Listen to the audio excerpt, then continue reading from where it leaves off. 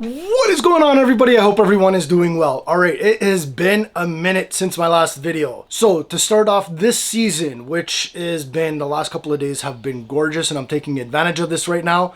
There's going to be a couple of things, actually quite a few things that we're going to need to be doing to get the boat ready to go onto the water, as well as getting the truck kind of back up. It looks kind of rough right now. The winter has been absolutely really hard on the truck. I don't know what the heck they're doing, but it seems like they're laying down a lot more salt and a lot more anti-ice liquid or whatever they do, and it's just corroding the bejesus out of the truck. So there's going to be a lot of touch-ups, but that'll be for this for another video.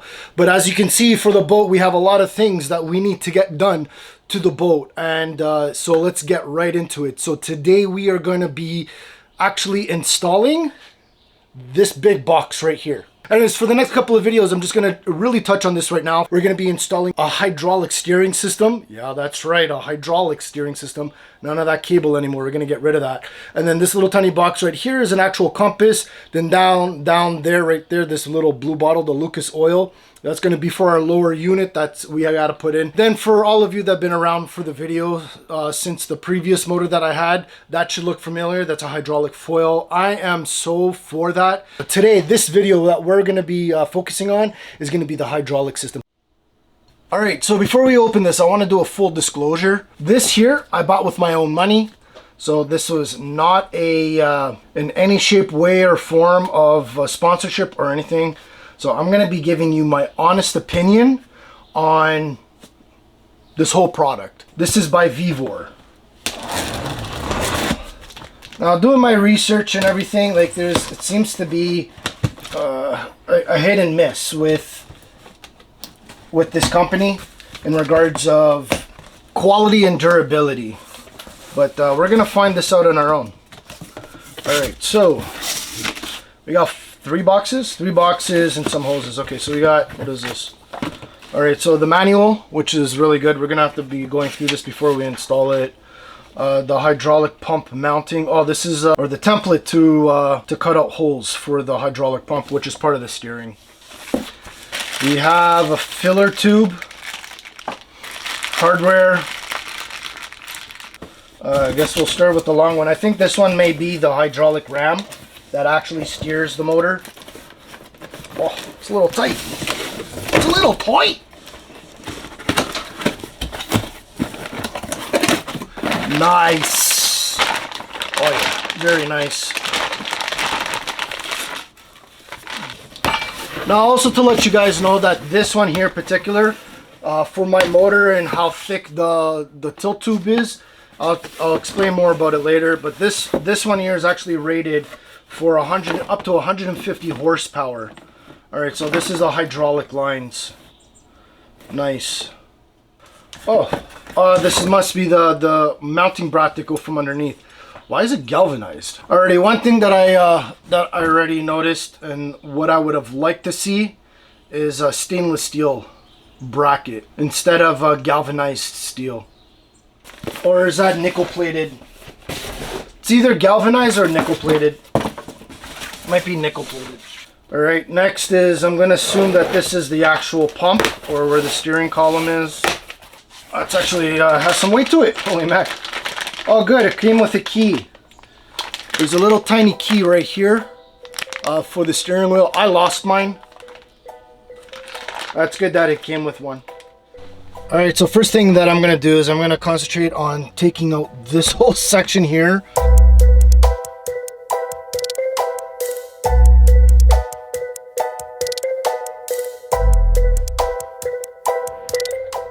All right, for this particular steering wheel, there's a huge bar right here that actually pushes the cable back and forth, and that's how it actually steers the boat.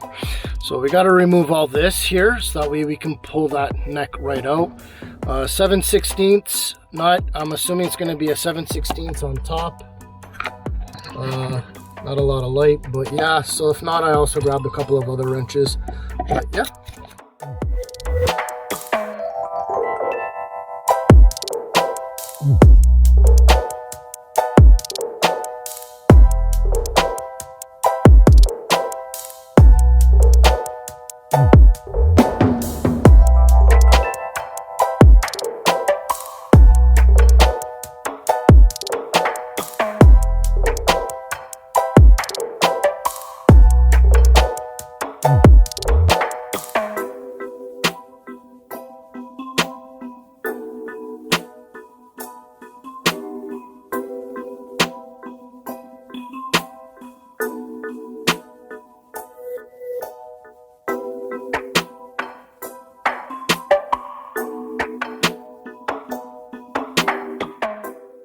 As you can see, I got the 4 holes punched in and ready to go. Here's the hole that I have. This is the hole that I need. Okay, so to somehow drill this. Okay, I'm gonna try drilling it freehand, see how that goes. If not, then I'll just get, I'll grab another tool.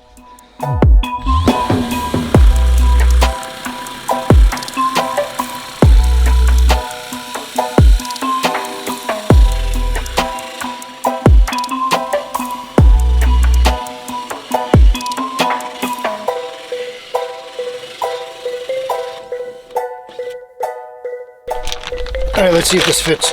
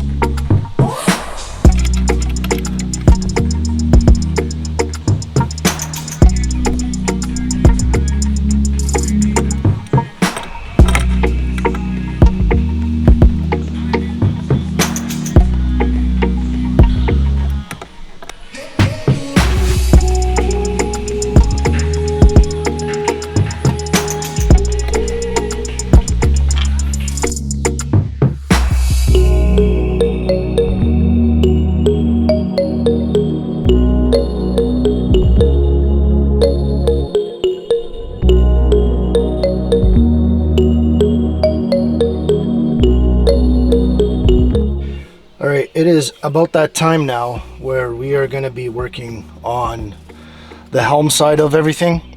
I don't have that special tool or the cutter that cuts this nicely, so I am going to do my best to do a nice job with an X-Acto knife.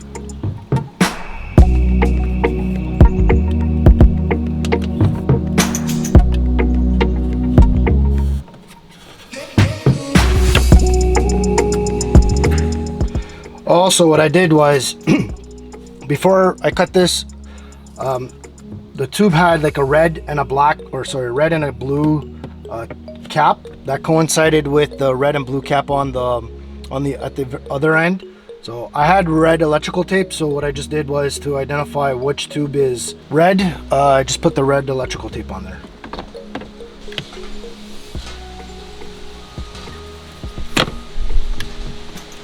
Okay. Yeah, okay, so the way it's said to do these is if the red is on that side on the ram, then the red should be on the opposite side of this. Okay, we'll try that out. All right, so to get this fitting onto here like this, it's actually pretty simple. Unscrew, so disassemble it. Take the larger nut. If you see inside, there are aggressive teeth, and that will screw right onto the outside of the tubing. And then, actually, if you see the other side, then you have the machine. The machine teeth, which is what this would screw into there. So the idea is, when you screw this onto the outside of the diameter of this tube, this one gets screwed in and it gets wedged right inside there.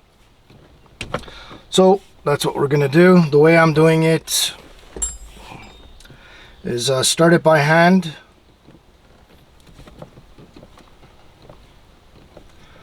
Then using my impact drill with an 18 mil bit or socket, just go super slow and push at the same time. Oops. Yeah. Looks like it's reverse thread.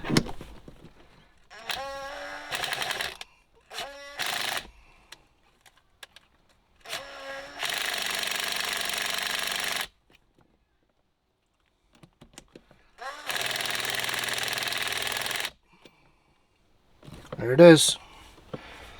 Yeah, so look, it was reverse thread to get up on there. And now the slow and painful process of just putting this in.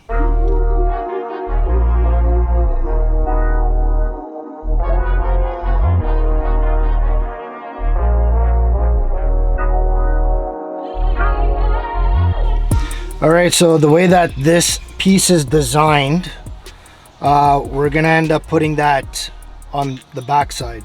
Screw this into any direction you want, and then you have a locking nut, and that locking nut will lock it into place in the angle you need. So that way you don't have to go all the way to the very bottom and then crank it hard. So, which is a good thing. So that's what we're gonna do.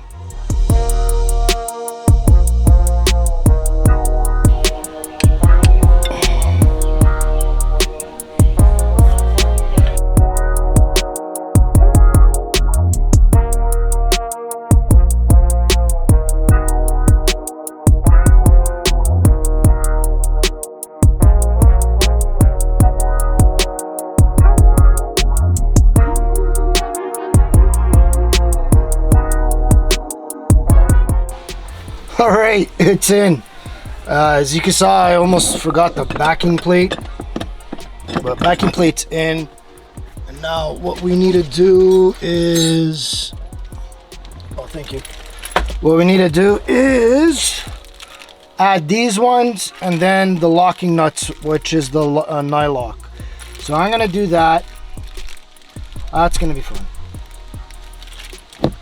And then the steering wheel goes in.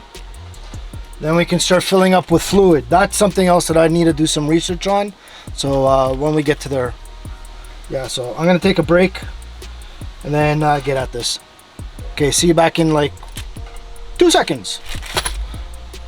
All right, so after doing a lot of research on how to bleed the system for the Vevor hydraulic system, not a lot of information on that. For how to bleed it and even what kind of fluids to use. The instructions are very specific in the manner of ensuring that you have a environmentally friendly fluid that is for steering, as well as that it's not going to conflict with any other fluids, or otherwise it will damage the actual system, right? I ended up going to my local parts place where they specific in hydraulic systems, and I had them, I just confided in them, like, guys, can you help me out? So we ended up devising on a solution.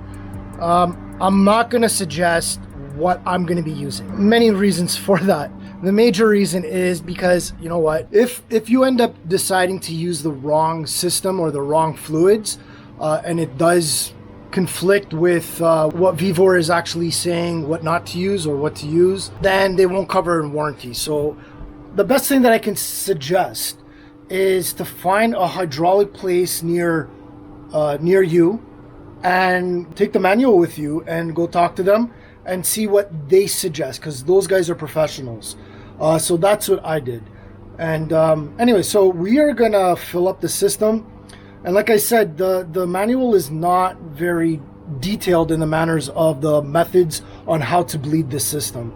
So after doing some more research on how to bleed the system, I found that this hydraulic steering system that Vevor is using is very similar to another brand called Star. I'm going to leave it right here because I can't remember the name right now. But so I followed those procedures from that company.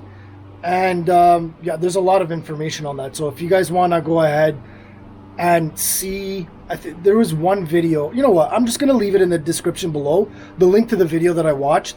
I'm not going to really get into detail about this because I'm not 100% sure on how to do this. I'm just going to mimic what he did. And yeah, so let's just continue with this. Let's bleed the steering.